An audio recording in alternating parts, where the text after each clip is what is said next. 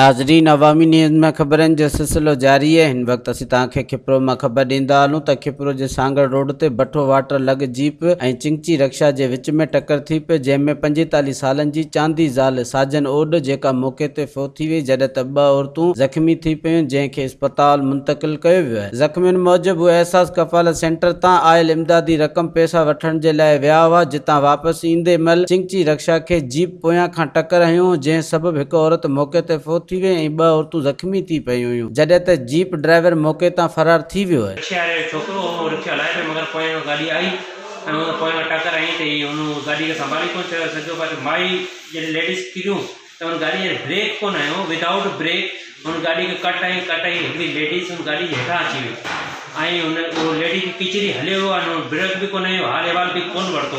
उहो अननोन आहिनि, को बि सुञाणप न आहे। असांजे हुननि पुलिस वारनि खे बि पुलिस स्टेशन में असां इतला बि कई आहे, ऐं बावजूदि ॾिसूं था छा थी सघे। जी सर, FIR भी थी वई आहे ऐं हाणे पोस्ट लेडीज़ जो इहो डेथ थी वई, लाश बि घर मोटाए वियो आहे।